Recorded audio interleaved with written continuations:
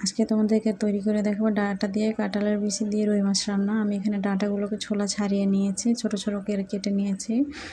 আমি কাঁঠালের বিচিগুলোকে পরিষ্কার করে ধুয়ে নিয়েছি। এবার একটা প্যানের মধ্যে 1 কাপ তেল দিয়ে 2টা পেঁয়াজ দিয়ে কিছুটা পানি দিয়ে দেবো। এর মধ্যে দিয়ে দিব 1 টেবিল চামচ পরিমাণ আদা রসুন, স্বাদ মতো লবণ, দিয়ে দেবো 1/2 চামচ জিরার গুঁড়া, 1/2 চামচ ধনিয়ার গুঁড়া, 1/2 চামচ দিয়ে দেবো মরিচের গুঁড়া, 1 চামচ দিয়ে দেবো হলুদের গুঁড়া। এগুলোকে ভালো করে কষিয়ে নেব। এবারে যখন এটা ভালো করে কষানো হয়ে যাবে তখন আমি এর মধ্যে দিয়ে দেবো ধুয়ে রাখা সেই ডাঁটাগুলো। আমি এখানে একটা আলুকে ছোট ছোট করে কেটে নিয়েছি। এরপর এগুলোকে কিছুক্ষণ নাড়িয়ে চাড়িয়ে এর মধ্যে দিয়ে দেবো আমি বেছে রাখা সেই কাঁঠালের বিচিগুলো। আমি কাঁঠালের বিচিগুলোকে আগে থেকেই পরিষ্কার করে ধুয়ে রেখেছিলাম। এবার এগুলোকে দিয়ে কিছুক্ষণ নাড়িয়ে চাড়িয়ে এর মধ্যে দিয়ে দিব 2টা ছোট ছোট সাইজের টমেটো। আমি এখানে টমেটোগুলো দিয়ে কিছুক্ষণ কষিয়ে নেব।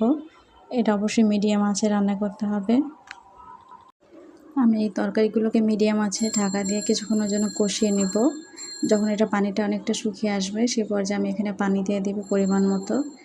এখানে যেহেতু ডাঁটা আর কাঁঠালের বিচিটা সেদ্ধ হতে সময় বেশি লাগে, তাই আমি পানিটাকে একটু বেশি করে দিব। এরপরে আমি এখানে রুই মাছগুলোকে আগে থেকেই লবণ আর হলুদ দিয়ে ভেজে রেখেছিলাম। এবার সেই মাছগুলোকে দিয়ে দিব, দিয়ে মিডিয়াম আঁচে দিয়ে দিব চুলাটাকে। কিছুক্ষণ ঢেকে রাখলে ব্যাস হয়ে গেল ডাঁটা কাঁঠালের বিচি দিয়ে রান্না। আমি এখানে ডাঁটাগুলোকে একটু কুচিয়ে দেখেছি। এবার যখন হয়ে গেছে তখন আমি এর মধ্যে দিয়ে দেবো ধনেপাতা।